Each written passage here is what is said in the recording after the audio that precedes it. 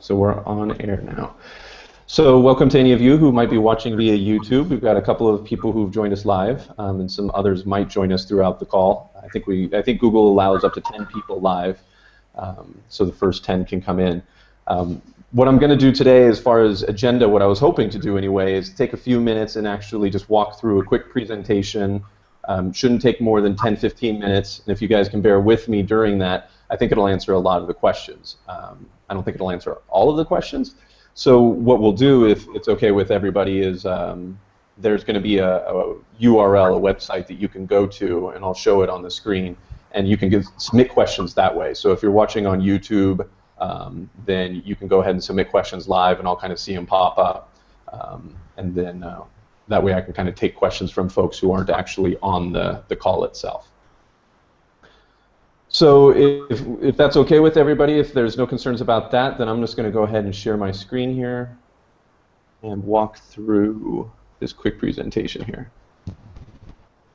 All right. Can everybody see that? I do. Okay, great. All right. So then I'm just going to go through this fairly quickly. If you guys want to stop me, you know, that's one of the benefits of being live, is that you can actually interrupt me. So feel free to interrupt at any time. We can certainly talk about some of the topics as I'm going through them. We don't have to wait until the very end. Sound good? Okay. Okie doke. All right, here I go. Hopefully this works. Just can you post the link here, because my connection is bad, so I have to like open the link in another tab. Sure. Okay. Let's see here. Now I have to figure out how to chat. There it is. All right. So I just put it in the Hangouts chat. Yeah. Okay. Got it. Cool. All right. All right. And you guys can still see the presentation now? Yes, sir. Okay. Thank you. All right. So here we go. Let's just go through it. So I think the question that we were talking about that Mohammed had brought on, and I think that some people who are also listening and watching that they have, is sort of what is this question of what is an e-NABLE chapter? And so I just want to take a few minutes. I'll kind of provide my perspective on it. It's not an official answer. You might get different answers from different people, but I'll share my thoughts about it. And just so that you have some background on me, my name is Joe Cross. I founded the e-NABLE Hungary chapter here, and I also work with Ismail Aful to co-found the e-NABLE Ghana chapter. And for sort of lack of anybody else right now, I'm trying to work with Joe Fairley and some of the other people who are passionate about chapters in order to spread them out as far and wide as we can. So that's where I'm coming from. Okay, so in the middle here, I've kind of got the e-NABLE community. And so, you know, the e-NABLE community is really nothing more than a large group of people, right? 8,000 or so, 9,000 or so people. There's no company behind it. There's no organization behind it. There's no even nonprofit behind it. It's just a group of people. And the primary way that they work together is through Google+, right, or enablingthefuture.org, or some of these other tools that we use. So when the question comes up, what is an e-NABLE chapter, you know, I start by saying that to be an e-NABLE community chapter, there's very few requirements. Primarily because there's nobody to maybe say what the rules are. So if you say that you are the e-NABLE Turkey chapter, really, who's going to stop you? You know, I suppose if there was some problem with it, or if you weren't acting in good faith, that the community might choose to ask you to step aside and let somebody else perform that function. But there's really no rules per se, and other than the rules that we agree to as a community. Now, there's been a lot of discussion lately about ECF, the e-NABLE Community Foundation. So, you know, I've put ECF up here alongside e-NABLE Outreach and the French nonprofit that sits underneath e-NABLE France chapter, because I want to kind of show that, you know, ECF is like e-NABLE Outreach, is like e-NABLE France. They're all groups who have come together and formed a formal organization, maybe a nonprofit, maybe a foreign nonprofit, maybe an NGO, maybe even part of a university. And they've decided to come together formally in order to basically try and serve some mission. And the ECF has their mission, e-NABLE Outreach has their mission. Sometimes they overlap, and in the area of chapters, I think some of you have seen a lot of overlap. But in other areas, they don't really overlap. You know, they kind of are doing their own thing. So I don't know that that will answer all of the questions about enabled chapters and what it really means to be an enabled chapter, but hopefully, like I said, that kind of provides some context to it. So, do you guys want to talk about this more right now, or should we wait until the end? Because I know this is something of interest to all of you. I have a comment that the link you posted, the links to the question answers and other slides themselves. So, because I know I can see the slides. Oh! You wanted the link to the slides itself. Yeah. Okay. Let me see if I can do that. You know what? To be perfectly honest, I don't know if I can give that to you right now. It's probably not shared. Yeah. Okay. But I can go ahead and share it with you afterwards if that's all right. Okay, it's cool. Okay. And frankly, there's really nothing so special on these slides. If you can't see them, then I will pick it up from. We're talking about it. Okay. So it sounds like maybe we're ready to move on, and we can always come back to enable chapters more after I kind of talk at you for a few more minutes. Sound good? Okay. So if you want to start a chapter, and I'm going to talk today about community chapters. I'm not going to talk about ECF chapters. I'm not going to talk about enable outreach chapters. I'm just going to talk about community chapters because I think that's what I can speak to. You know, just as a sort of experienced member of the community, I have some thoughts about that. But if you want to work with the ECF, and there's some advantages to doing that, or any of these other nonprofits, then you can reach out to them, and they'll have their own set of guidelines, right? They will have their own rules about what it means to be a ECF chapter, what it means to be an enable outreach chapter. Just like anybody who was providing a grant or anything like that would have their own rules around what it took to get that. Okay, so talking about enable community chapters, so what do you really need? Basically, the first thing that I would advise is just make sure that you have the time and the energy to keep the chapter going. There's going to be times when you don't have a lot of recipients. There's going to be other times when you have a ton of recipients. There's going to be times after, say, a conference, you're going to be getting a lot of emails and a lot of phone calls, and you're going to be invited to a lot of meetings. And just make sure that you have a realistic sort of expectation about how much time that's going to take for you. If you don't have the time personally, that's fine. Just make sure that you have plenty of other volunteers in your chapter so that you can spread the load around. The other thing that I kind of advise, and this is just a personal suggestion, is just think early on about what it would take for the chapter to keep going without you. So I personally, I'm an American. I live in Hungary, in Budapest, and I started the chapter here, but I am trying very, very hard to not be important to this chapter so that if my family moves back to the United States, the chapter here continues without me. Otherwise, I really wouldn't have done much for the Hungarian community here. The other important thing that I'll point out is that if you decide that you don't want to start a chapter, it's a lot of work. There are other reasons, maybe cultural, maybe governmental, that would make it challenging to start a formal chapter. So there's other ways that you can contribute. You guys have probably all been onto Google+. You can certainly go on there and find special projects and people who are doing things that you're interested in, whether it be 3D modeling, designing, translation, whatever it may be, attending events. So don't feel like you have to start a chapter in order to contribute and be helpful. Okay, so here's the basic process for becoming an enable community chapter. The one real requirement that I think we inherited from just the community from a long time ago was the need to build a demo hand. Now, if you do not have a printer and you don't have access to a makerspace or a Fab Lab, there are ways that we can still work with you and you can still be a chapter. But even then, we're going to have to come up with some method to make sure that you can actually do the printing that is required. If you're a new printer or even an experienced printer, it can be challenging to get your first hand quite right. So that is one requirement that we have, and that way everybody is comfortable that you're ready to actually start working with recipients. Obviously, as I said earlier, there's no rules around this. So if you start working with your first recipient before you ever build a demo hand, frankly, there's nobody who can really stop you from doing that. We advise strongly against it, but only as community members, right? It's me to you, just saying that, as somebody who's had some experience with this, get that first demo hand solid and feel confident with it before you move on to a recipient, because there's really potential for disappointment and bad experiences there. The other three things here that I suggest doing, and that most of the chapters choose to do, is to create a local Facebook page. So you can put it in your own local language. That makes a lot of sense. create a donation page so that you can actually start receiving money. And there may be rules around that, but by and large, if you can get access to a bank account, then there's lots of crowdsourced websites that you can go and sign up for, and they're more than happy to deposit money into your bank when you get donations. And then the last thing is to, if it's appropriate, create your own welcome form, your own intake form, so that people who you find in your local area, they can go to a website, whether it be on their smartphone or their back at home on their computer, and they can submit their form.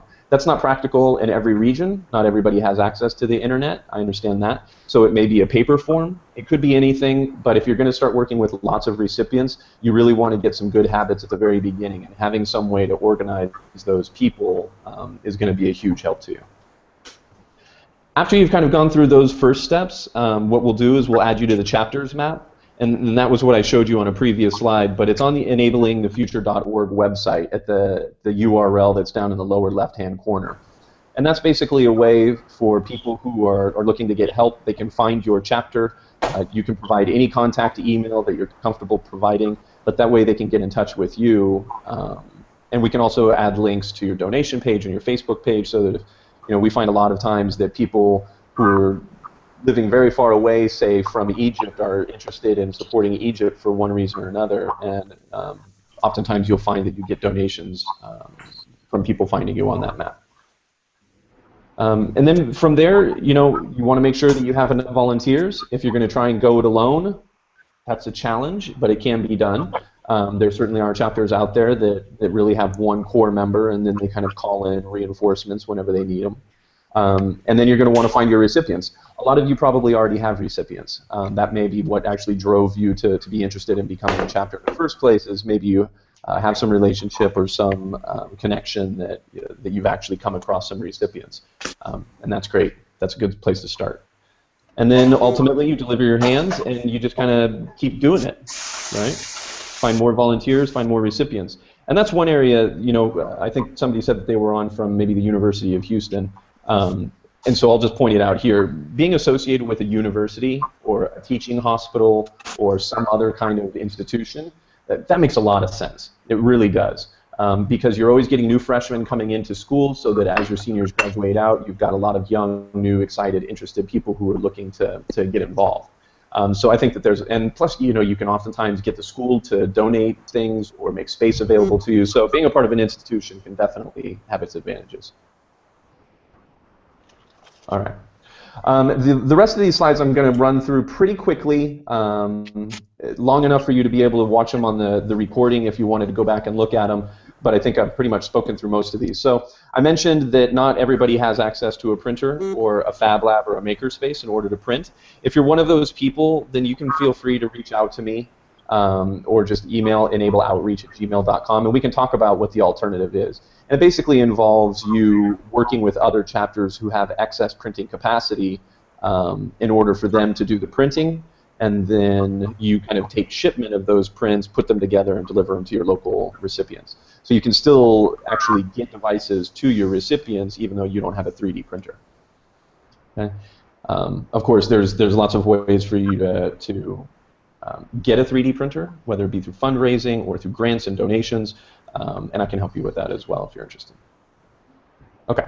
So as I mentioned, if you actually have access to a 3D printer, either your own or at a company or at a Fab Lab or makerspace, then like I say, I really highly recommend that you print the demo hand.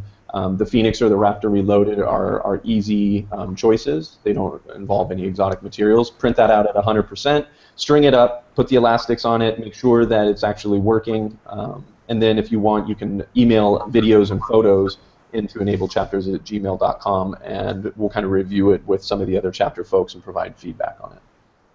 And at that point, you're quote-unquote approved, and I say quote-unquote because, like I say, you don't have to wait to be approved. We just would really recommend it. Yeah, so there's that. This talks a little bit more about what you can do if you do not have access to a 3D printer. So you can call into this call right here and kind of tell everybody, hey, I really need to get this device printed for this person. You can work with a chapter that's on this call, and you can actually get hands that way. Or we do have a request board up there, and you can see the URL at Trello. and you can actually work to get a card put up there so that people who like to go to that board in order to find recipients, they see your card and they can actually work with you and help you on that. Okay. But for most people, you're going to have access to a 3D printer. So get that demo hand printed, and then we go from there. So once you've got the demo hand done, once you've worked out, who's going to, or how you're going to get help if you don't have access to a 3D printer, then the next step for me is to go ahead and create those local language materials. There's lots of templates that are out there in English. You're certainly welcome to use those. But basically, what you're looking for is that if you get yourself on TV doing an interview and you start talking about your chapter and you give a website or a Facebook page and they come, you want to have some kind of a form that they can fill out or some way that they can get in touch with you other than email, because the emails will quickly get overwhelming. So if you have that form, then you just kind of have to figure, do you put it in English, do you put it in a local language? But like I say, we've got lots of templates available for that. We may even have one in a local language that you would want to use. I'm assuming that there wouldn't be a Facebook page already up since you're starting a chapter in a place that there isn't. Get the donation page up, welcome forms, FAQs. The FAQ and the feedback form, those are pretty optional. I think that when you start getting involved with some of the nonprofit groups, that's where you would actually potentially be asked for feedback, so that people actually knew that you were following up with your recipients. All right, and the rest of these are really just about finding your volunteers. Some of the suggestions about how you can actually find volunteers to join your chapter if you don't already have, if you're not involved in a school group or something like that where it's easy to find volunteers. And then some suggestions as well on how to find your first recipient. Okay. And then you deliver your hand. I'm not even going to talk about that. I think I've talked about that enough. And then after you've done that, the real challenge, frankly, as a chapter leader is to make sure that it keeps going. A lot of times there's an initial rush. Maybe you already have some recipients, or you have a new relationship with an organization that has sent you a bunch of recipients. You go through all the work that's required in order to get those first devices delivered, and then you find that there's no more recipients, behind those, and now you've kind of got a little lull. And so there's lots of ways for you to kind of get through that and make sure that you've got a steady flow of recipients coming in from your area. And that's it. That's all I've got as far as the presentation. So I'll stop the screen sharing at this point, and I think we can move on to more discussion and questions and answers. Oh, great. It looks like some people joined us. Sorry, I didn't even notice. Hi. So I don't know, does anybody who joined since I started that little presentation want to introduce themselves? Yeah, maybe I can go ahead. Okay, my name is Mohammed. I'm from Egypt. I'm associated with FabLab Egypt. We had Maker Faire Egypt, and in the Maker Faire we hosted John Shaw to talk about e-NABLE, which was amazing, and Samantha Payne from Open Bionics also. And we had Loai from Jordan, who talked about his work with Syrian refugees there. And there has been a lot of discussion about 3D printed prosthetics in Egypt, and I believe this will go. It will be developing very fast here. Thanks, Mom. All right, anybody else? I see a couple of other folks joined. All right. Yes. No obligation. All right, Alex? No, I want to introduce some of my friends here in Puerto Rico. We have Damasco Cardenales and Sandra Gonzalez. I send the link to them so they can hear the presentation. I want to build a team here in Puerto Rico so we can build this chapter. And so, Alex, are you in Mayagüez? Yes, I am. Okay, good. I remember that email. I'm glad you could join. I'm glad you could join. Excellent. All right. Anybody else? No obligation? Yeah, I'll go. Okay, great. First of all, hey, my name is Jalal again. I think I'm the only ECF here, if that's correct. I see most people here are international, if that makes sense. Just a little background. I'm in charge of the University of Houston chapter. And good thing is that we're approved by both e-NABLE and the University of Houston, so we get to enjoy as many rights as any other organization on our campus. We get to get donations money, host events, do all kinds of stuff. So as you said, we have the time, we have the energy, but we don't have recipients. So which is, I don't know if we'll get any as of the beginning of the new year. I mean the new academic year. But that's the little problem that we're dealing with. Is that I need to know how many people are gonna ask our help. I mean, I can't get as many people as I want to work with me. We have like some 40,000 students in my university. I can recruit as many as I want, but the last thing that I want to do is have so many people for very little work. If that makes sense. Yeah, absolutely. Yeah, and it's a fairly common problem. Like I say, you know, trying to keep the balance between the number of volunteers and the number of recipients can get really challenging because if either one is too high, then you start to have problems. So that's definitely an ongoing challenge. Mm-hmm. And we can certainly talk a little bit about that. Just real quickly, I did go back and look, and I didn't see any questions submitted on the Google Slides thing. That's totally fine. But let's just go ahead and take questions here. So, and I can take notes if you want. Are there any other questions that anybody has that I can jot down, and then we can kind of walk through them? So yeah, Joe, like Alex said, my name is Damaso Cardenales, and we're part of the Makerspace Puerto Rico. I live in the south in Juana Diaz. I read on the email chain that you spent some time in Bayamón, which is fine. Me personally? So, say again? Me personally? That I've spent time there? Yeah. Oh yeah, You I lived time in in Puerto Rico? Well, I lived in San Juan for a little while, but not anymore. Oh, San Juan. Yeah, it's almost the same thing. All right, so yeah, one of my questions is like Jalal said, like you know, Puerto Rico is only 100 miles, about 35 miles.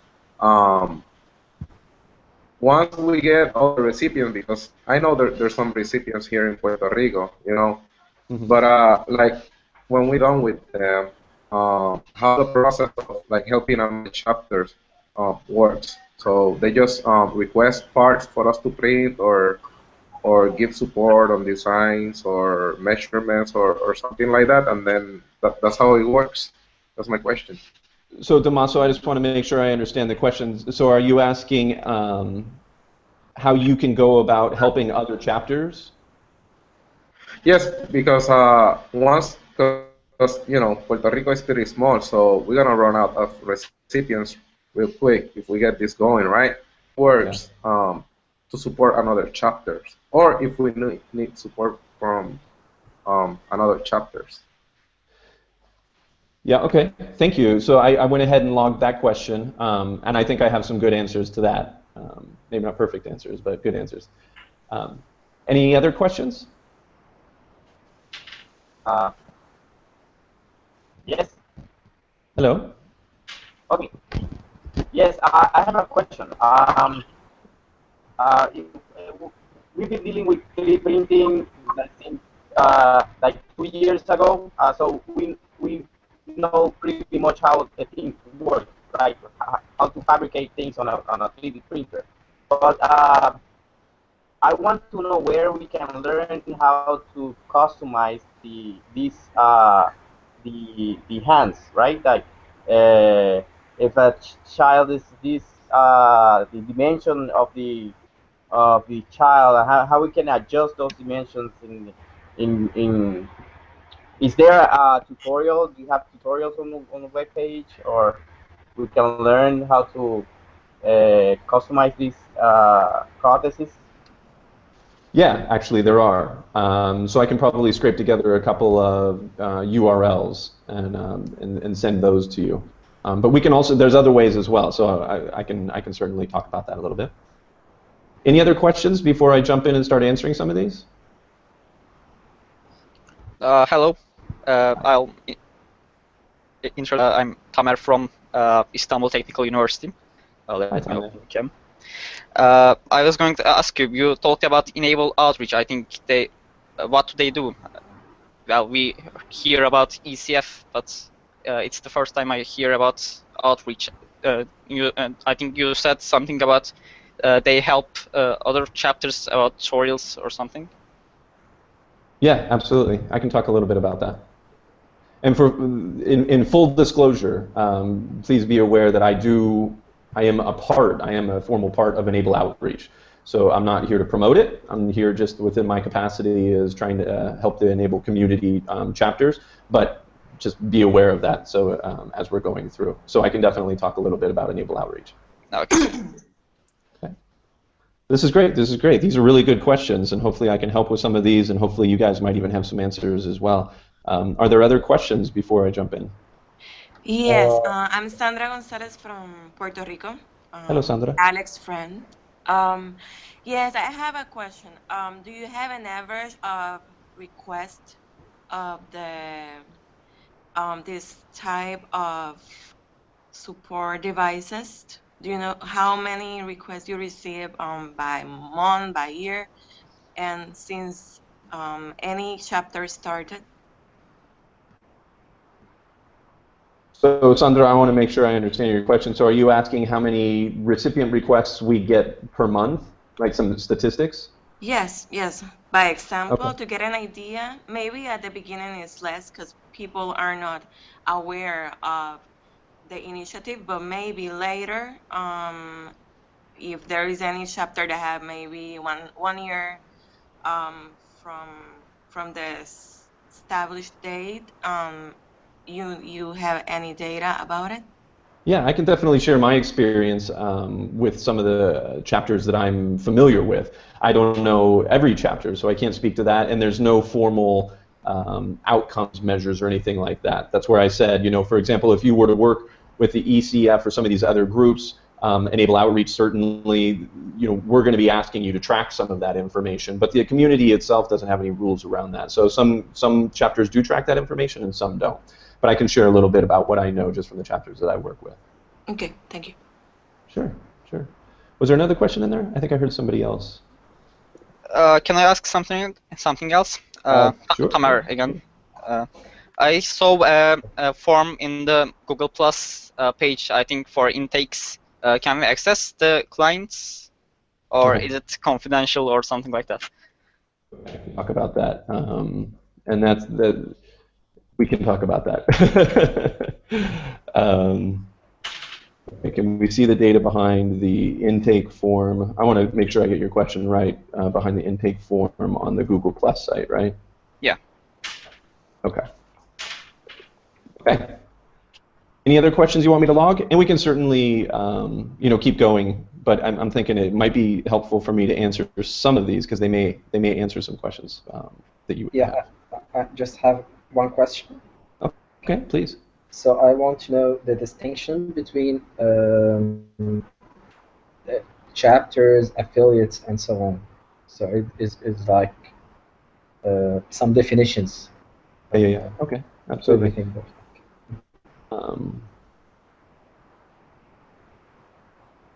I think is it just chapters and affiliates, or is there some other designation? The whole structure of All right.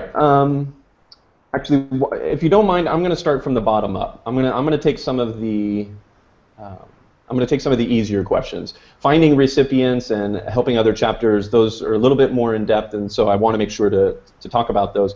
But I'm going to get through some of the easy ones first. So the distinction between chapters and affiliates, I'm just going to pick that one off. I can't really speak to that very well. That is an ECF designation. So if and maybe Jalal, you can speak to this. I don't know if you're familiar. Do you know what the difference is? Because you're ECF, right? You're a full chapter? Yes, I'm ECF. And what did you have to do? You're a full chapter, right? What did you have to do to get that designation? To become an ECF? Yeah. Okay, first I think we filled out a couple or 3 forms on Google+. Then we had to do this test hand and sent it out to one of the e-NABLE founders to get approved. And I got the email last night from Joe Fairley confirming that I have officially become part of the ECF. Okay. That was pretty much it. Okay.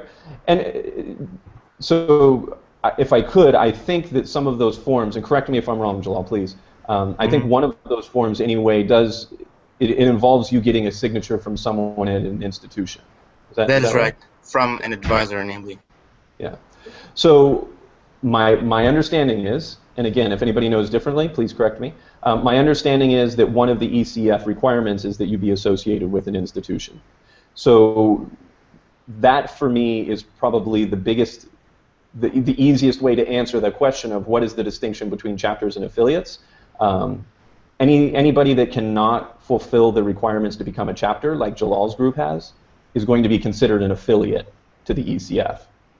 But keep in mind, that's an ECF designation, so that doesn't necessarily mean that you have to call yourself an affiliate. It doesn't mean you can't use the e-NABLE word if you choose not to be a part of the ECF, right? So if you're not associated with an institution and you cannot be a member of the ECF, then that designation of chapters and affiliates doesn't really apply.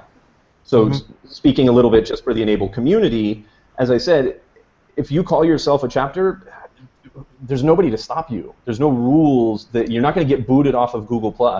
Nobody's going to come and knock on your door, right? It's you've decided to call yourself an e-NABLE chapter. Now, not having those rules can cause problems, right? So there probably still is some confusion in Egypt, because I think that Mohammed had a discussion with John Schull, and that overlapped with some work that I was doing with somebody, and now all of a sudden it almost feels like we have 2 chapters in Egypt, and that was really unfair to Mohammed and Omar and the rest of those guys. So it can cause problems, but I don't really have any good way of sort of fixing that, if you will. Now, as there's more people getting involved with chapters, then I think as a group of chapters, we can come together, and if we want to put rules and restrictions in place, then we do that, right? Like, we have that power, and then the next time that we're talking to each other, when somebody asks, you know, what does it take to become an enabled chapter, we might have 3, 4, 5, 6 things that it takes, right? One of the things that we've always talked about is requiring that you have access to a medical advisor, right? Somebody who can actually make sure that you're not hurting anybody or doing any harm, especially when you start delivering arms. We don't have that requirement right now, but maybe as a group we would just say that that should be a requirement. But that would be something that the community would decide, not ECF, not e-NABLE Outreach, not the nonprofit in France. So hopefully that answers the question of the distinction between chapters and affiliates. All right, and so all of these questions are somewhat related. So can we see the data behind the intake form on the Google Plus site? So the simple answer to that is no. To the best of my knowledge, you cannot. There's a lot of history behind that form, but my understanding right now, when I last clicked on that link, it is now an e-NABLE Community Foundation form, an ECF form. So I believe that anybody who fills out that form today, that the information goes to the ECF. And so the community, my understanding is that nobody outside of the ECF has access to that information. It was always very tightly controlled from the very beginning. Obviously, you don't want to be sharing a lot of information with 8,000 people like that. So one of my deep goals for chapters is to try and spread out the matching, because that's really what that is, right? Somebody fills out a form, they say, I need help. Here's a person who says, I want to help you. Now, how do you get those 2 people to come together, whether it be in Puerto Rico or whether it be I'm over here in Puerto Rico and you're over here in Hungary? How do we make that match? And so one of the goals of the chapters is to at least make sure that we're taking care of the local community, right? Somebody who needs help in Puerto Rico, they should get help from somebody who's passionate in Puerto Rico, right? And as much as that's humanly possible, that's what I would like to achieve with the chapters. That's where I really encourage each chapter to have their own intake form, so that when you're doing an interview on local news, whether it be in Turkey or Egypt or Puerto Rico or wherever, you know, you're giving a website to your Facebook page or to your local website that's in your local language, And that way, when people go to that website, they get a form that's in their local language that they can understand. And then that information comes to you, and you contact them via email or phone or whatever it is, and you make it happen, right? So that's my take on intake forms, is I would really love to see all of our intake forms listed out there. So hopefully, like I say, hopefully that answers the questions about seeing the data behind the intake form. Hopefully that's a strong encouragement to build your own intake form.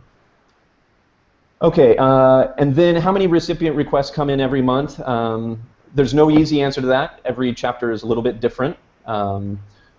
So in really big places, like the United States, if you consider all of the United States, it's probably thousands. I'm not sure. I haven't seen that list. If it's someplace small like Hungary, where there's not that many people, we might get 1 or 2 a month. And we might deliver both of those in a given month. We've had times where after a big conference or after getting on TV that we've had 10 requests. And then maybe we'll have no requests for 3 months. So it definitely goes up and down depending on how much work you're doing to try and find people. You know, are you actively working with nonprofit groups or with government agencies in your area in order to try and find these recipients? Then you're going to have more coming in every month. I apologize, I don't have any better numbers for you than that. That obviously leads into other questions about how long is our wait list, how many people are waiting to get devices, and that I can't answer either, unfortunately. I can tell you for Hungary, there are none waiting for devices. In fact, we delivered our last outstanding one today, this afternoon, before this call. In Ghana, I know that there are 20 people waiting, but they're waiting for arms, and those arms are challenging to deliver. So that wait list doesn't move as quickly. We just can't deliver as many devices per month there. All right, and that question I think leads to how can I help other chapters? Oh, but you know what? I'm going to wait until Damaso is back. Okay, then I'm going to talk about how do I learn how to customize devices, like adjusting dimensions. So there's a couple ways. Yes, there are some tutorial videos out there. You can find a lot of them on enablingthefuture.org. But I think if you were to go onto the Google Plus page and you did a search for tutorial, I'm pretty sure you'd find some good videos. But if you want some very detailed ones, I can also give you those. I think if you go to the enablingthefuture.org website, there's also a link to resources. And somewhere in there, I believe, are some links to some tutorials on Blender, if you wanted to use Blender. Personally, I'm not very good at things like 3D modeling and adjusting and customizing the devices. I can do some basic things. I can scale them up, scale them down. For some parts, I can actually split them in half and add a joinery between them so that they can actually become longer. I can do some of those things, but when it gets to the advanced CAD type things or real advanced 3D modeling, I really can't do that. So what I have, frankly, is a list of friends that I can reach out to all over the Enable community, right? And they do some incredible work. I mean, absolutely phenomenal work. So when it comes time, if you have something really advanced, then you can reach out to me. You can reach out to the Google Plus community, and a lot of times you'll find people who are interested in taking on challenges. They've built 100 hands. They know how to build the hands. It doesn't really offer a challenge for them. They're happy to do it. But if they really want a challenge, then they're kind of always looking for those special projects from people who maybe have a very irregular limb or for whatever reason require some kind of specialized device. All right. So Damaso, since you're back, I'm going to talk a little bit about how can I help other chapters, and that's kind of related to how do we find new recipients. In Hungary we face this exact same challenge, right? Like I say, it's a relatively small place. We don't get a lot of new recipients every single month, even though we have 20, 30, 40 people who are happy to print for us, including some really big businesses that could pump out tons of hands. But we just can't find that many recipients, even if we start looking in Romania and Bulgaria and some of these other locations. So there's no easy answer to that, but personally what I've done is I've found another way to contribute, and that is by trying to work with new chapters. And being a part of this Enable outreach group, which I can talk about in just a minute. That was another question. So like I say, there's lots of ways that you can contribute. There's lots of ways that you can help. If you're passionate about 3D printing, and your question is specifically, once we don't have any recipients to print for, what am I going to do with my 3D printer? Then what I can tell you is there's a request board, and I mentioned it a little bit earlier. Basically, it's a Trello board. If you haven't used Trello, that's fine. It's really easy to use. But basically, somebody like Ishmael in Ghana who needs 20 arms made, he can't produce 20 arms very quickly. So what he's done is he's posted some of his easier recipients up to that board, and then anybody who wants to can get access to that board. There's no private or personal information for any of the recipients. It's all very generic, but it has the information that you would need in order to be able to sign up for one of those cases. So it includes additional logistical problems, right? Like if you're going to print in Puerto Rico, how are you going to get something to Ghana, Africa? International shipping, it can be expensive, but that's really the best that we kind of have to offer. Now, one of the things that I try to do with this Enable Chapters group is help each other out. So when you have those kinds of shipping issues or logistical issues, you're saying, I'm in Puerto Rico, I really want to print for this guy in Ghana, but I just don't have the money to actually ship this device. It's going to cost me $100 to ship this device. How can we make that work? That's where Enable Outreach and some of the other groups can help out, either by paying for that shipping directly, or, for example, one of the things that we do is we actually have some friends that travel frequently between Hungary and Ghana. And so we can usually have things delivered to Hungary for a lot cheaper than they can be delivered to Ghana. And then I hold it for a couple of days or a week, as long as it takes for me to find a friend who's going to Ghana, and then I put it on a plane and they go to Ghana and they deliver it to Ishmael. And then that's an easy way for us to get something there. It just takes a little bit longer. So options like that exist, right? You have chapters that are in Colombia. You have chapters, I think, that are in Uruguay, maybe even Paraguay. So I think that they're, depending on what you wanted to do, you could probably even contact those chapters and see if they needed any help. So that's kind of my easy answer. The other answer, like I say, if it's not just about the 3D printing itself, if you just want to contribute and really help out, then like I say, we always need help with whether it be translation or community outreach, going to events, but even virtually through the group, learning about and helping people with 3D modeling, all those things can definitely make a huge difference as well. All right, and then because I do have this inherent bias about Enable Outreach, I kind of save this question for last. So I won't turn this into a sales pitch.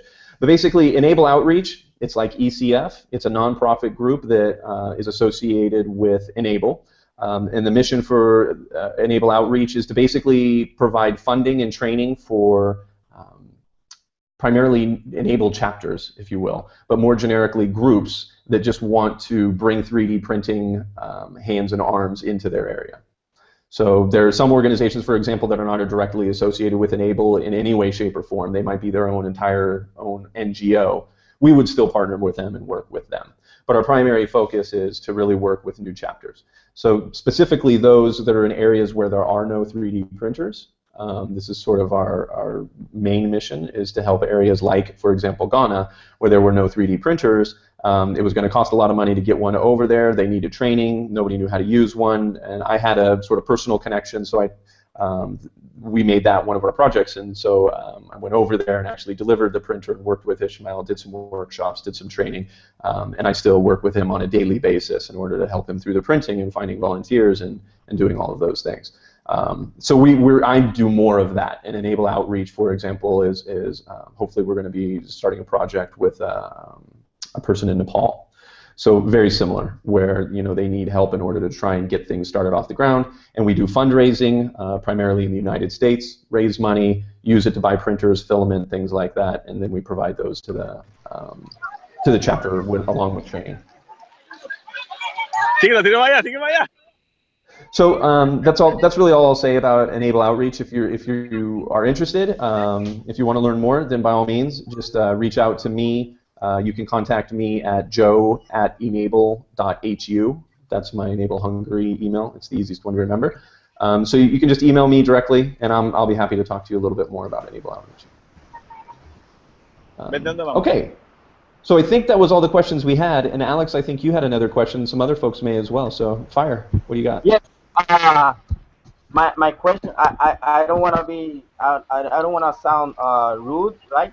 But I want to know if you know if some chapters had problems with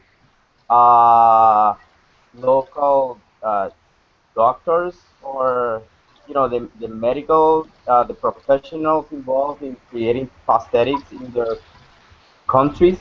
I know this is like a gift and something that you want to give to someone, but I want to know if that happened in some area.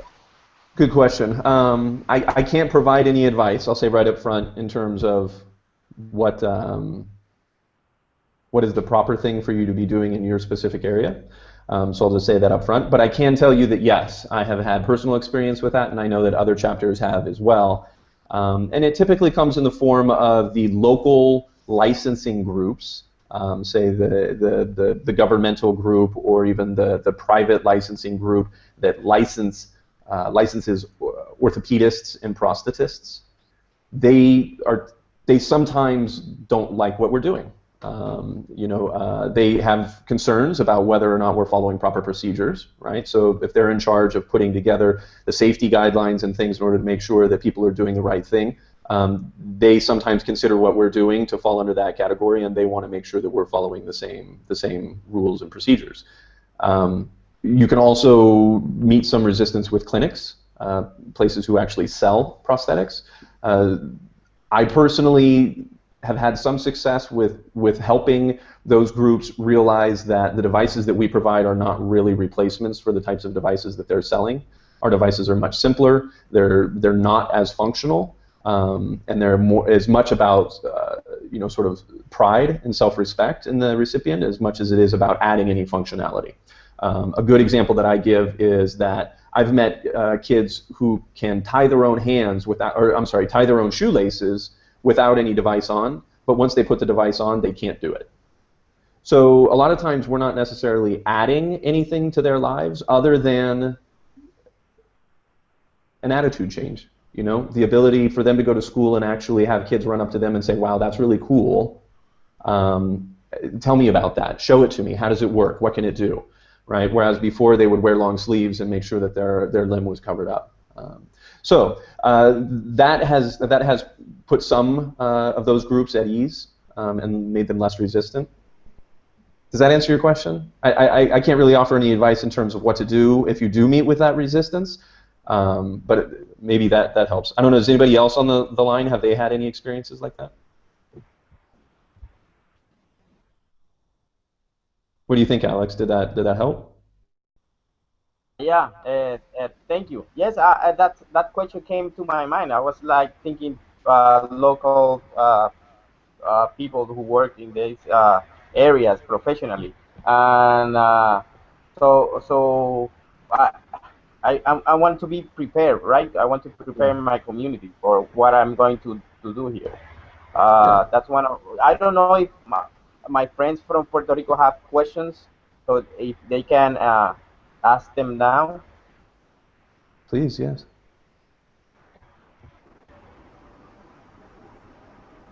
I mean, basically, just like Alex said, that was one of the things that worries me, about the resistance you're gonna have from the medical community. But an idea comes to my mind, like I got a friend who's a doctor on the, physical therapy and, that kind of field.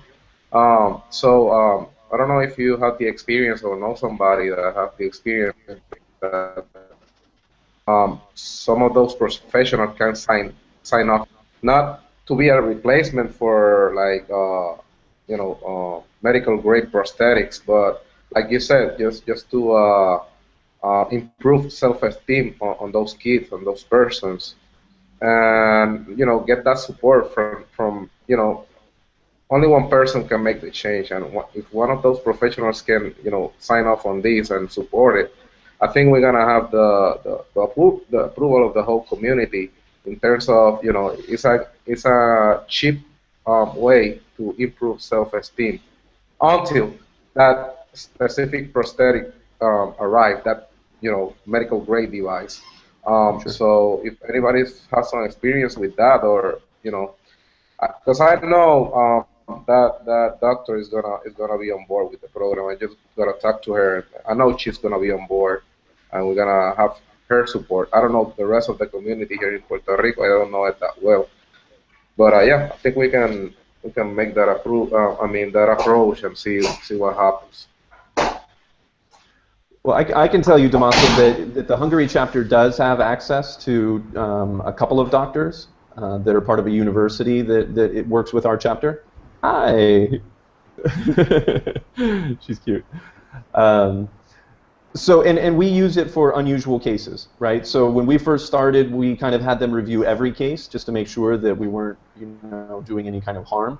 And, we kind of got to a point where the standard cases, the very typical kinds of cases that you get where you're delivering a very typical device, that they were just always saying, yeah, it's not a problem, not a problem. Especially if you're dealing with kids over at least 4 years old. The younger you get, the more it makes sense to really work with a doctor. But now, most of the time, we only need to really refer to cases that are exceptional for some reason. They review all the arms. I would strongly encourage you to try and find a doctor that you can work with, even if it's in an informal capacity. Most of them will not be willing to sign anything. They don't want to put their name next to anything like that because it opens them up to liability. But at least you are doing your due diligence. At least you're doing what you should be doing in order to make sure that nobody's getting hurt. Yeah, I mean, I don't mean like actually signing a document, but like sign off in terms of like supporting and be on board with it in a like I say in a self-esteem capacity, not like an approved replacement for a hand, like a medical grade device, Yeah. So if we can, like, yeah, I support these. This is a good alternative, a cheap alternative, something that, and it struck me at the beginning of this year because Alex and me, we have been talking about this program for quite some time now. I just got into 3D printing like a year ago. Alex is been more involved in 3D printing, but now I've been printing more than him. I'm pretty sure. Um, and we're very passionate, and we like to help people. And I just saw, like, at the beginning of the year, a girl with a condition, and I said, man, I need to help. I need to make an approach. But I mean, I'm kind of shy in terms of that. I don't want to approach anybody.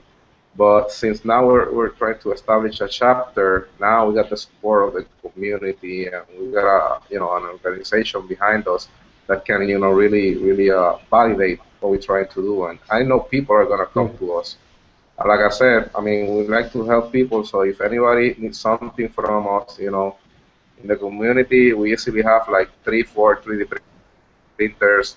I have access to a laser cutter, CNC machine, from a college here in Puerto Rico, but the director is a really good friend of ours. So if anybody needs something from us, we can work with that and, try to help in our best of our capacity.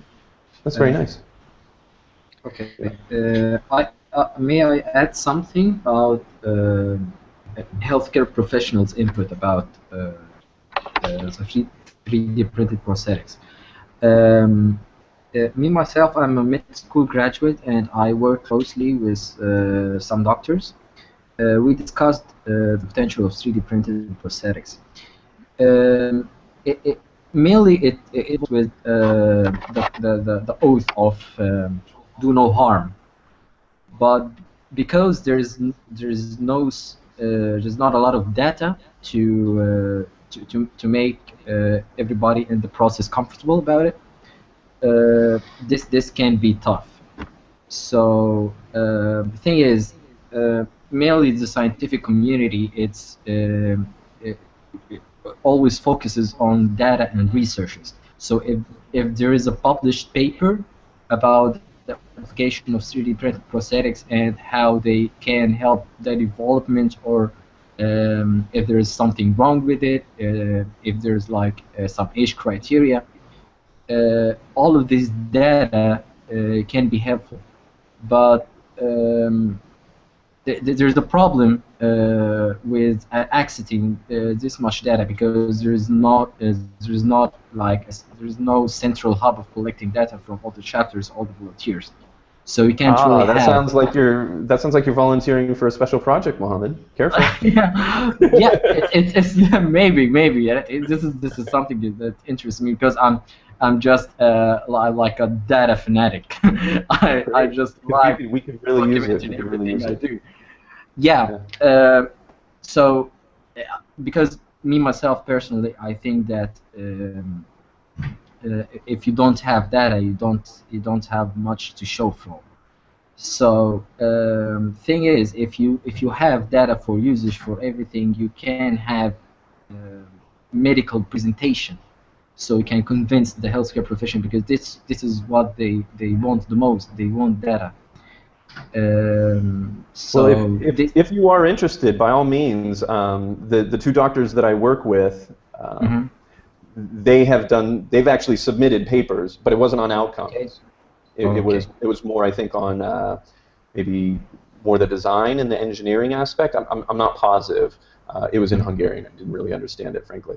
But if you're interested, I think that they have a similar interest, and I could set up a conversation. Maybe we could do a Google Hangout and we could talk about it.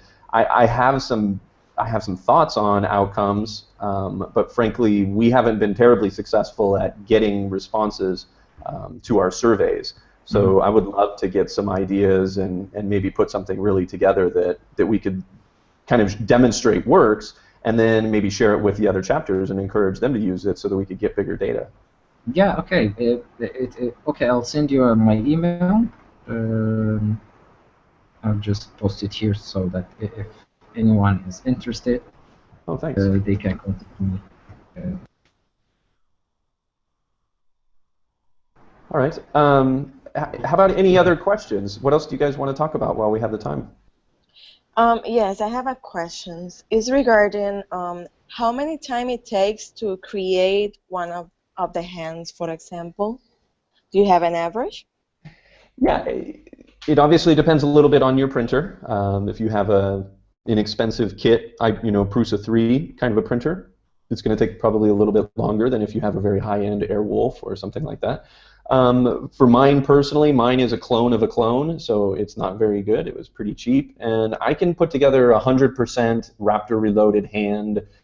It probably takes me about 16 hours or so to print all the parts, and then it probably takes me about another hour or two to get all the strings really strung up and knots tied and glue and Velcro and padding and all that kind of stuff. It might take you a little bit long the first couple of times.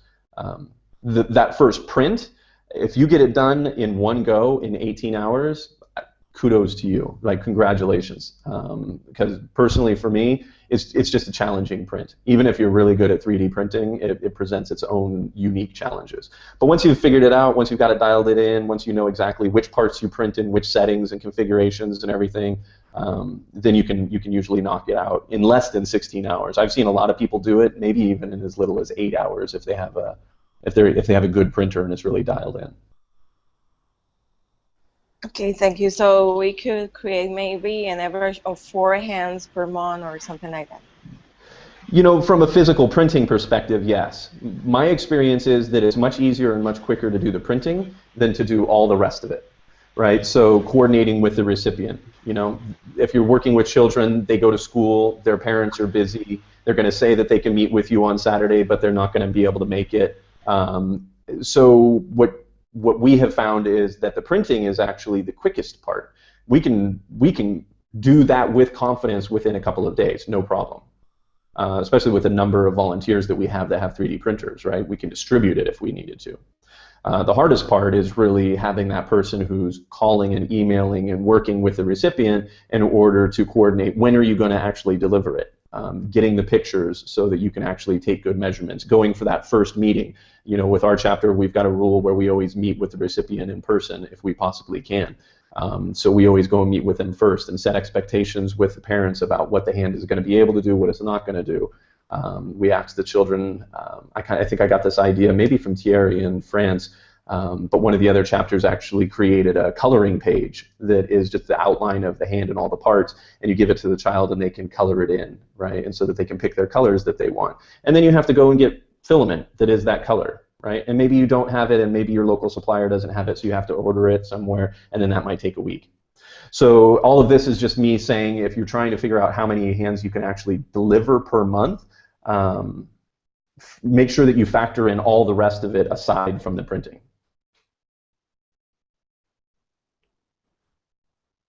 Okay, thank you very much. Okay. Yeah, no problem. Sure. Just one side note on the printing. It sounds like you might be getting ready to print a test hand. If you haven't already, the two biggest pointers that I give people is try not to use any supports on any of the pieces, especially the fingers.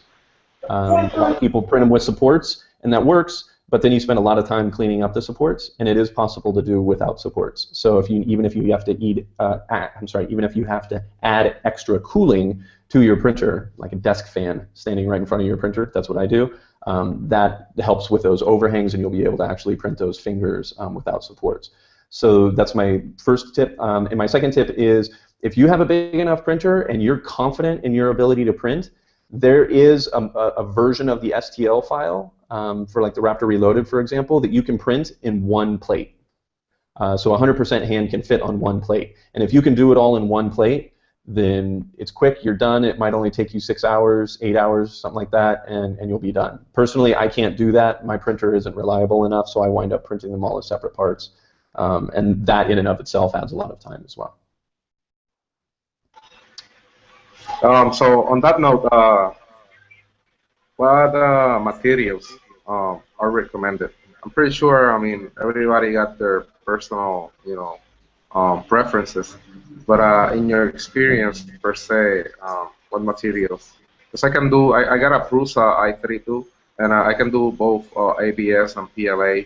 I'm thinking about getting a roll of PETG to test it out. So, what in your experience, I know it varies. I know, 3D printing is the heaven of variables. Everything varies from.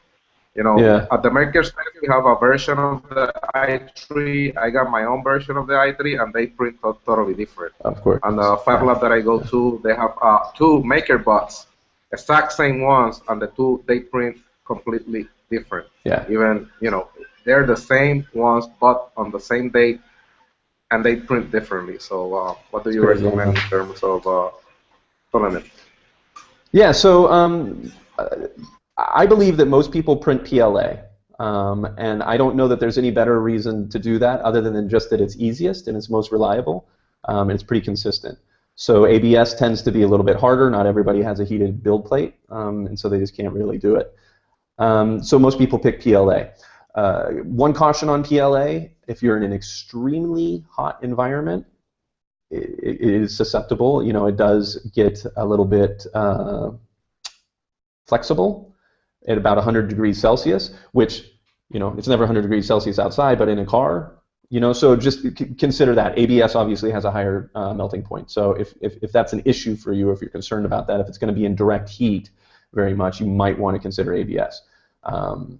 The other note on filament is flexible filaments is really a new thing. Not for everybody. A lot of people have been printing with it. A lot of printers nowadays come being able to do it standard. The standard package that Enable Outreach provided, for example, to Ghana, and that we're hoping to provide to Nepal, it's a Prusa Hephaestus 2 from BQ, and it comes out of the box being able to print flexible filament. So the big advantage to that is that you can print flexi hands. So not a lot of people are familiar with the flexi hand, but a lot of areas, for cultural reasons especially, they prefer the more natural looking hand. And the flexi hand looks just like a natural hand. It looks very, very natural. And it doesn't look robotic at all. Everybody in the United States and Western Europe, the kids want robot hands. That's cool. And the Raptor Reloaded works really well for that, and the Phoenix works really well for that. You can get a lot of different colors. But for those areas that prefer a more natural looking hand, the flexi is really the best way to go. But the flexi requires you to be able to print with some kind of flexible filament. Now we have experience with Filaflex and NinjaFlex. Both of those work. I don't know about some of the newer, what are they, like TPE or some of these other gummy style filaments. Theoretically, they would all be about the same, or you could print them at lower, infill rates in order to get the same sort of bendability, if you will. But I personally don't have the ability to print that hand. A lot of people don't. If you do, or if you're interested in making some hacks to your printer so that you can, then being able to print flexible filaments, to your earlier question, Damaso, about how to help other chapters, that immediately puts you into a different category where you can actually help, for example, other chapters print flexi hands that can't print it themselves. And I will tell you that Christian Silva in Colombia is like at the forefront of printing those flexi hands and flexible filament. I mean, he has an amazing full arm prosthetic that he's working with. So that might be an interesting partnership. That's about it for filament. Yeah, there's nothing else really special about it. What else? Sorry, but you mentioned that PLA melts or bends under hot temperatures. It does. I live in Houston, and I can tell you it's like more than 100 degrees outside. So let's say. Oh no, sorry. He's talking about Celsius, not Fahrenheit, though. Sorry. Sorry. Out of a car or something like that. Yeah. Yeah, it's like 212 Fahrenheit, right? Yeah. Yeah. Yeah, in Puerto Rico we got 100+ temperatures. Yeah. And I would say that probably shouldn't be a problem unless you're outside in direct heat, unless you leave it in a like a locked door on a black dashboard or something like that. So just something to consider. The other thing I'll mention though, but since we're on it, is the flexibility. I don't know if any of you are familiar with thermoforming. If you're not, then when you start working with the unlimited arm or the flexi arm or some of these other devices, or even the Raptor Reloaded gauntlet, the thermoformed gauntlet that goes up here on the forearm, there are thermoform versions of those where you print them flat, completely flat, and then you heat them up with boiling water or a heater, like a hair dryer, to 100 degrees Celsius, and they immediately start to melt. And what you can do then is take that flat piece and you can actually form it to their arm, and that provides a much better fit. So that's another thing you can look up on Google+, and that's kind of related to filaments as well. So. Oh, I can't hear you, Alex. Joe, yes. There it is. When we're going to establish this chapter, we're going to be how you say affiliate with the organization. It's called Enabling the Future, or is there how the chapter is going to be affiliated to some organization? Not at all. I missed that information earlier. Oh, okay. Yeah. So to be an e-NABLE community chapter, there's no affiliation with any organization. So if that's something that's important to you, for example, if you want to take big corporate donations, like SAP in Hungary loves to donate, right? They want to donate to us, but we don't have an official organization for them to donate to. And they're not going to just give money to Joe because he's a nice guy. So in a way, because we don't have a formal organization behind us, it limits us in some ways. So there are definitely reasons that you would want to be associated with a formal organization. But being an e-NABLE chapter by itself does not do that.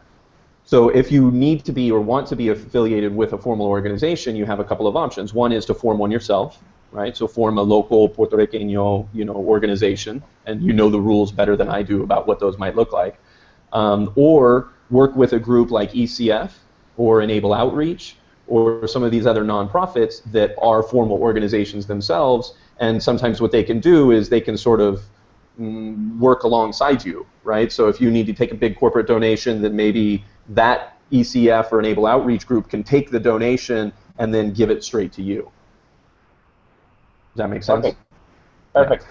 But frankly, in my experience, the big benefit of being involved with one of these nonprofits is the tax deductions. And in the United States, that's a big deal. If corporations want to make a big donation, they want to get a tax deduction for it. And they can't get the tax deduction if they don't make the donation to a formal nonprofit organization. Now, those rules are different in every country. So, figure out kind of what's important and what advantages there might be to having your own organization, decide whether or not you want to take that on. But there's no requirement to. Right. Does that help, Alex? And we can use when we get this hand ready and we're going to show it to someone, this hand. Yeah, you can send it to enabledchapters@gmail.com. Gmail.com. Okay. And can we use logos or like That's a good question. the media on the web page, so we can, or we need to generate all those pictures and images. Okay, so the best answer I have for that is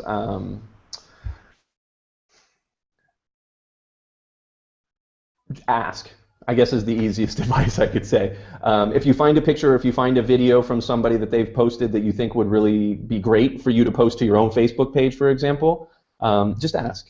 You know, theoretically, if they post something to Facebook and you repost it, or if they post something to Twitter and you retweet it, I guess that's what they wanted. But I think to be safe, ask. There's a couple instances where that's very important. One is if you're showing a video or a picture that includes a specific device. So let's say you're showing a video, for example, of an unlimited arm, right, from Team Unlimited in the UK. If you post a picture to your Facebook page, they do ask that you attribute to them. They want you to put something in there like, you know, device designed by or thanks to Team Unlimited, and you can ask them what their attribution is. In fact, I think it's on their website if you go to like teamunlimited.co.uk or something like that. So that's basically it. I'll say I personally, I've talked with all of these people, and I kind of have like the attribution text that they've asked me to use. So whenever I'm posting photos with different devices, or if I'm posting, you know, with different people in the photos, then I kind of know which text to put together and say thank you for, you know, this device. The other thing is the enablingthefuture.org website is run and operated and owned by Jen Owen. She's married to Ivan Owen, the guy who built that first device all the way back. So she still runs the website. She does make a living off of her videos and her photos and her stories. She's a photographer by trade. So specifically, if you're taking anything off of enablingthefuture.org, I would encourage you to reach out to Jen before you post anything, even with attribution. A lot of times she'll say yes, but sometimes she has reasons that she has to say no. But other than that, I think if you just think about attribution, you know, who would I shout out to? Who would I thank, you know, for doing this? Obviously, you can only go so far. The Phoenix hand was derived from the Raptor Reloaded, which was derived from the Raptor, which was derived from the Talon. And if you attributed everybody who had anything to do with any of those hands, your post would be 3 pages long. So at some point, frankly, a lot of times I just end with, and to everybody else in the Enable community that contributed to this. So. But yeah, definitely do ask, because one good way to prime the pump, right, to get your Facebook page going, you're going to want something to put up on your donation page, and a lot of times you're going to want to get those things started before you maybe even delivered your first hand, and so you're not going to have photos, and so the only thing you can really do is borrow from the rest of the community. We're a sharing community, so 99 times out of 100, if you ask, they'll say, yeah, of course, please use it, and then one time they'll say, oh no, sorry, there's this reason, and I just can't let you use it. That's fine. Thank you. Sure, yeah. All right, so is everybody tired? We've been at this for a while. I'm happy to keep fielding questions. I love talking about this stuff. I love sharing my experience. But at the same time, if everybody's kind of got their questions answered and you feel comfortable and confident moving forward, then we can wrap up today. I'm happy to you know, keep communicating over email or over Google. And we'll do these chapter calls pretty regularly. You know, Joe Fairley, for example, he's going to do probably a pretty regular ECF chapters call. So Jalal, who's not here anymore, he'll probably wind up going to ECF chapter calls as well. But I do want to keep the momentum going for this Enable Community Chapters call. If you would like to host this call, by all means, this isn't mine. I don't own it. I just volunteer to do it. So if you would like to take a turn at it, by all means, that would be great. And I can kind of give you the lowdown on how I typically do it, and you can do it however you want. And I can just give you any advice or help that you might need. So just let me know if that's something that's interesting to you. Okay. So let's go around the table one more time. Does anybody else have any questions before we wrap up?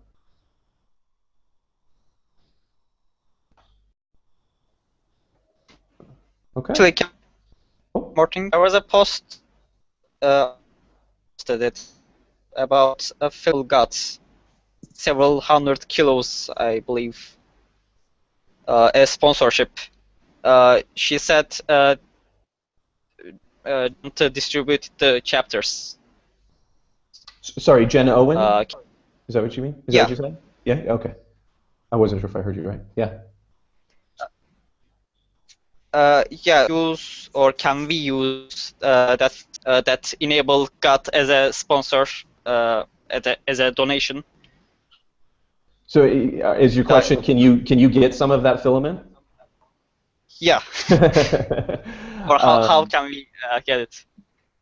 Yeah. So actually, Tamer, you're working alongside Zeynep, right? Yeah. Yeah. So actually, and I can include you in the conversation. I've been talking with her about it for probably over a month now. Basically, here's how it goes. So Jen Owen got a donation from NatureWorks, and NatureWorks is in the United States. They have like maybe another factory in Europe. But when it came to actually trying to get filament to Turkey, the model they want to use basically is they want to say, okay, this chapter is going to get 100 kilos of filament, right? And then what NatureWorks wants to do is they want to go and work with a local manufacturer that can manufacture the filament in your area so that they don't have to pay for shipping 100 kilos, right? Because if they have to ship 10,000 kilos of filament from their place in the United States to everybody in the world, it's going to get really expensive for them, and that kind of wasn't what they signed up for. So Zeynep has sent me the local filament manufacturer that she works with, and I'm right now trying to work between Jen and some of these other chapters in order to get that filament distributed. So the answer is yes, she still has that filament. I don't control it, it's Jen's. She's, I think, being very generous and wanting very deeply to share it with chapters, especially new chapters that need the filament. But unfortunately, I don't have a simple answer for how you do it. There's no form that you can go to in order to say, ship it to this address in these colors. I wish there were. So the best I can do is Tamer, is if you want, go ahead and email Jen, or I can give her a quick message and just let her know that the Turkey chapter really would like to get involved in this, and I don't think there's any requirements for it other than needing it. And hopefully we can work with that local manufacturer. I just don't know what Jen has in mind with it. Okay, thank you. I'll first talk to Zeynep then about that. Yeah, by all means. If nothing else, maybe she has a discount with that local manufacturer that might make it easier for you to get some. Okay, thank you. Yeah. So for those of you who weren't clear on that context, Jen Owen, the woman that I mentioned who runs the enablingthefuture.org website, she received a donation from NatureWorks, which is a filament manufacturer, of 10,000. Actually, I think it's 10,000 pounds. I probably said 10,000 kilograms. That's wrong. I think it's 10,000 pounds, so like 5,000 or something like that kilograms of filament. So you could reach out to Jen directly, and I think her email is justplainjen@gmail.com, but not sure about that. So you could contact her and ask her a little bit about that and see if she can get anything to you. I'm not as sure exactly as far as the logistics and how that would work.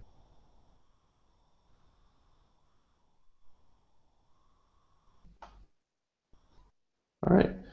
Any other questions? Seems like we might have hit a critical mass here. Okay. Then, by all means, keep an eye out for the next one of these calls. You don't have to attend every single one of them, but every once in a while it might be worth your time to drop in. And if you have questions or if you have advice to offer, or you've got a special project that you'd like to kick off and you're looking for other volunteers, this is a great place to drop in and see who's on the call and see if you can work those connections. All right. Well, thank you, everybody. Hope that was helpful, and we'll talk again soon. Thank you. Thank you. Thank you. You're welcome. Thanks. Bye. Bye.